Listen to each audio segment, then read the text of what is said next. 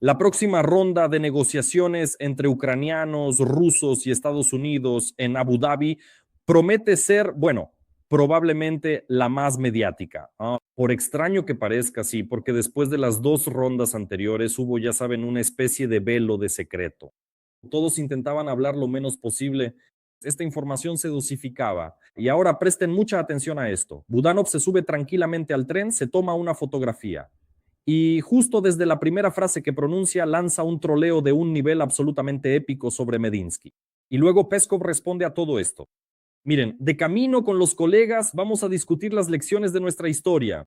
Esto es una alusión directa, una correlación clara con el nuevo jefe de ese grupo negociador por parte de los rusos, el historiador Medinsky, a quien ya habían retirado de ahí y reemplazado por Kostyukov. Kostyukov es, de hecho, el jefe de inteligencia de la Federación Rusa. Pero después de la extraña historia con Alexeyev, el adjunto de Kostyukov, contra quien supuestamente alguien ucraniano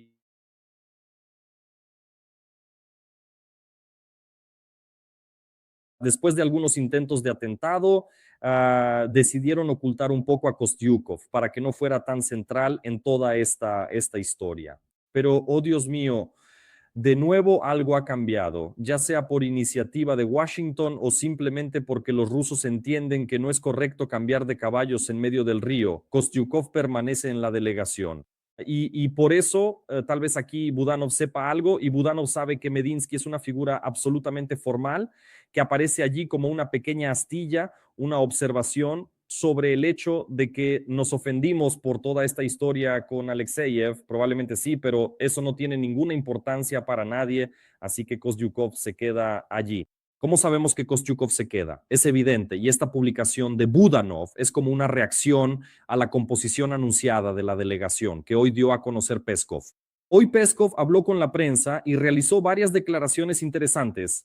En particular, dijo que Putin dio instrucciones detalladas a la delegación rusa antes de su partida a las negociaciones en Ginebra. El presidente está en contacto permanente con los negociadores rusos sobre Ucrania. El Kremlin está de acuerdo con la afirmación de que el petróleo se ha convertido en objeto de chantaje. Los ataques contra Orbán, ahora que lo recuerdo, también continúan esa línea. Hablaré un poco más tarde sobre Orbán. Ahora sobre Medinsky. Medinsky sigue siendo el jefe de la delegación de la Federación Rusa sobre Ucrania. La delegación de la Federación Rusa en las próximas negociaciones en Ginebra será ampliada. Además de Medinsky, participarán Galusin, Kostyukov y otros. Galusin es esa persona que aquí está promoviendo la idea de algún tipo de administración externa después de que termine la guerra. Como que la Organización de las Naciones Unidas debería crear algún gobierno de transición temporal. Bueno, esta es otra de esas historias, aunque ya también se ha discutido y analizado en el Instituto para el Estudio de la Guerra. Hablemos también de esto. Y el tema se discutirá ampliamente en Ginebra. Entonces, allí se hablará, el espectro de cuestiones es amplio. En comparación con Abu Dhabi, entre otras cosas, se hablará de los territorios, declaró Peskov, así que en Ginebra se hablará sobre los territorios. Volveremos a esto más adelante. Y ahora sobre este comentario, que el objeto del chantaje es el petróleo y los ataques a Orbán, continúan esa línea. Con Orbán ahora realmente es muy interesante. Ahora, desde muchos lados simplemente se está difundiendo información sobre la actividad de este personaje.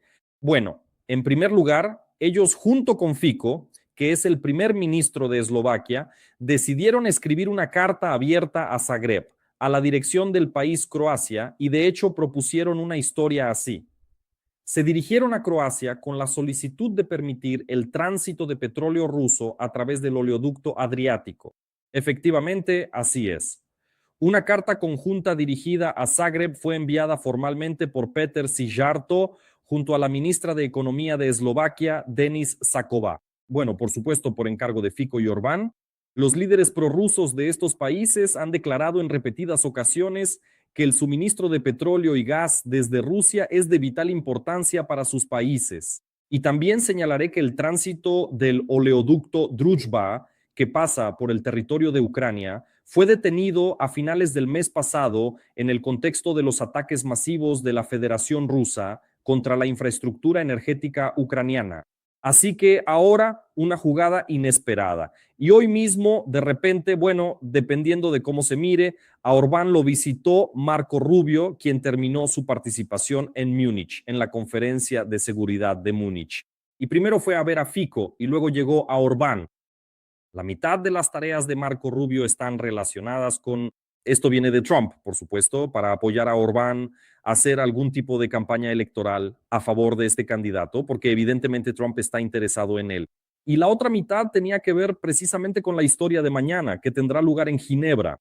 Calmó un poco a Orbán y le insinuó que todo lo que hacen los Estados Unidos, y especialmente con el apoyo de Hungría, probablemente también tiene importancia, y es muy lamentable que nadie lo valore. Observo la geopolítica y cuando un presidente intenta involucrarse en la construcción de la paz y en poner fin a las guerras, eso suele ser aplaudido. Así que esta es una de las pocas veces, por muchas razones diferentes, no sé cuáles pueden ser, tal vez pueda especular al respecto, en que la gente realmente critica a un presidente que intenta terminar una guerra. Por lo general, cuando intentas poner fin a las guerras, la comunidad internacional te aplaude. Esta es una de las pocas guerras que he visto en la que algunas personas de la comunidad internacional... Rubio dice que él se sorprende, algo así nunca ha existido en la diplomacia. Si un país quiere contribuir a poner fin a una guerra, eso debería ser bien recibido. Y en el caso de Ucrania, esto es una enorme excepción y él solo tiene sus propias explicaciones para toda esta historia. ¿Por qué no se recibe con agrado e incluso se condena por parte de algunos países? ¿En serio? Entregar territorios y tal vez no recuperar la central nuclear más grande de Europa, la de Zaporizhia, así es como probablemente sucederá.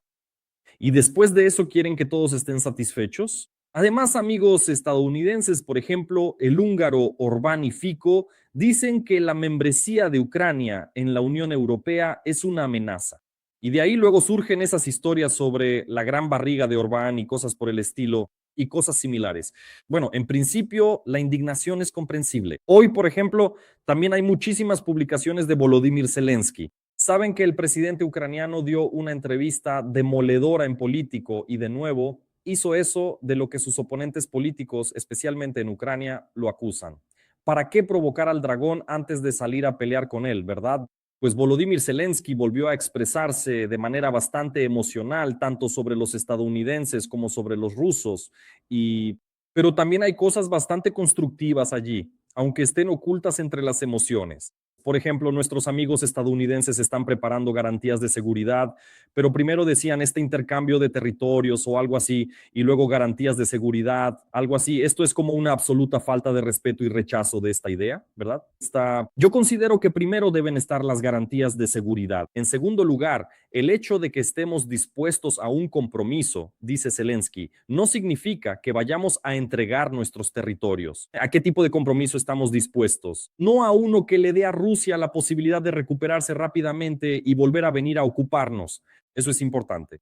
Es decir, estamos dispuestos a compromisos. Esto es de hecho la tarea ahora, la agenda de Zelensky que ha sido anunciada públicamente. Estamos dispuestos a compromisos, pero no a esos, ¿verdad? Y es evidente que se trata de algún tipo de compromiso no territorial. Por eso Rubio se refiere a esto, ¿ves? Seguimos. Sanciones completas significa sanciones completas. Aquí quiero decirles, aquí hay un mensaje encriptado sobre el ZNPP. Mirar, Trump tomó medidas decisivas al imponer sanciones contra Lukoil y Rosneft. Le estamos agradecidos. Él puede imponer sanciones a toda su industria energética, incluida la energía nuclear, y eso sería una señal seria para los europeos. Bueno, si hablamos de Rosatom. Luego, como pueden ver, escribe Zelensky. Todavía no han impuesto sanciones contra la energía nuclear rusa, los europeos, sí, Rosatom, las personas, sus familiares y así sucesivamente. Si Rosatom ya ha ideado y de hecho está implementando su plan para dirigir la central nuclear de Zaporilla, pónganle caramba sanciones, impongan sanciones a Rosatom. No jueguen con estas cosas. Ya basta de Grossi y su diplomacia aquí. Hagan que si esto no funciona, si no funciona para el bien de Europa y Ucrania, entonces que no funcione en absoluto. Bueno, esto es de lo que Volodymyr Zelensky evidentemente no está pidiendo. Ahora esto es mi interpretación.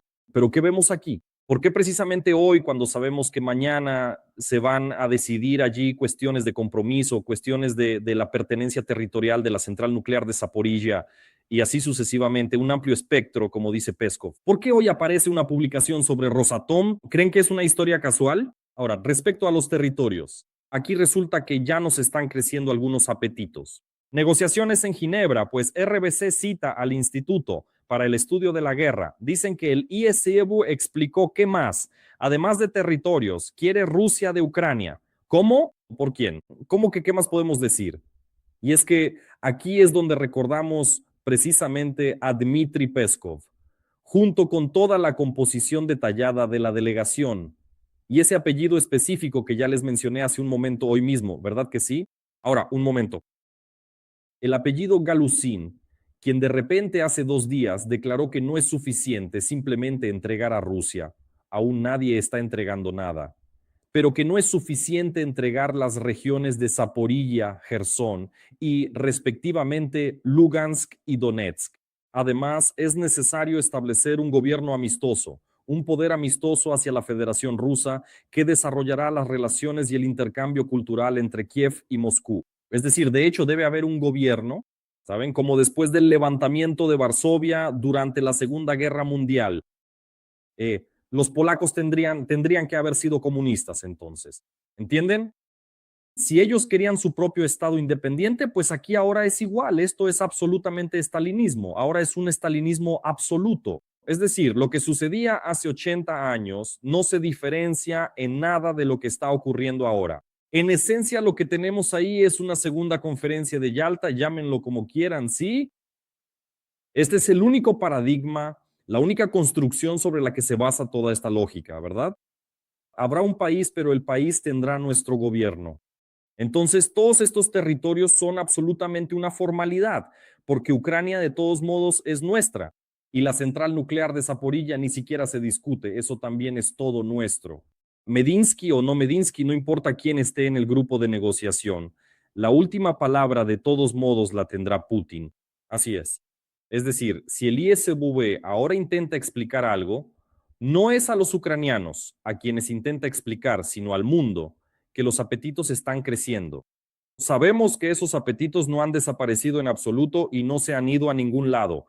Por eso empecé esta reseña con un troleo absoluto por parte del principal jefe de nuestra delegación, a quien nadie ha cambiado. Sobre qué vamos a hablar, hablaremos de las lecciones de la historia mientras vayamos a Ginebra, pero lo verdadero comenzará allí. Y Budanov así intriga, diciendo que los intereses de Ucrania deben ser protegidos. Intrigó con una declaración en el camino a Ginebra. Los intereses de Ucrania deben ser protegidos. ¿Cómo? ¿De qué manera? Esto es simplemente impedir categóricamente que esta situación tan absurda se extienda más y frenar en seco ese proceso justo en ese punto, por el que ahora el señor Rubio se siente profundamente ofendido. Así de simple es la realidad de lo que ocurre.